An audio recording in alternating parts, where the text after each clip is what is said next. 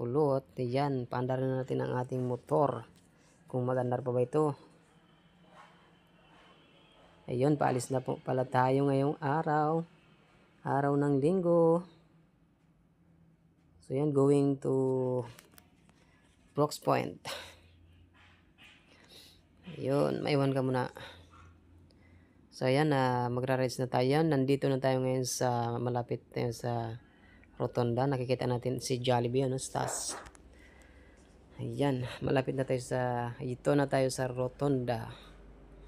Ayun, magdadrive through sana ako kasi lang naalala ko wala na pala akong pera. Yan, so diretso na lang tayo papuntang Pulot. Yan, dito na tayo sa dalawang paakyatan na to. So dito dati ay napakadelikado nung wala pang ilaw dahil makitid ang daan tapos madilim at wala pang gaanong kabahayan dito sa part na to. Ngayon may ilaw na, hindi na masyadong delikado mga katinda. So ayan, tuloy-tuloy pa rin ang rides natin. So dito na tayo sa may kurbada, sa may tulay. Yan, kurbada naman. Ayun, malapit-lapit na rin tayo sa bayan ng Pulot. Ito ang tinatawag binansagan nilang relax. Pero kung ako hindi ako makaka-relax dito, oh hi. Dahil kurbada ito. So ito ang akyatin. Oops, dito na tayo papunta na tayo ng Ulnog. O tinatawag nilang Olympic. Yung papuntang mining site ng nickel mining dito sa bayan ng Sopronio Española. So shout out nga pala sa ating napaka-supportive na mayor ngayon na si Mayor Tesorio ng bayan ng Sopronio Española. Ayun, alhamdulillah na simento na pala ito. So malaking tulong ito sa mga naninirahan dito. Dati dito ay napakahirap po ng daan, lalo-lalo na kung nakamotor ka lang. So ngayon at least meron ng simentadong daan. Hanggang dito lang yata ito, no? Putol na.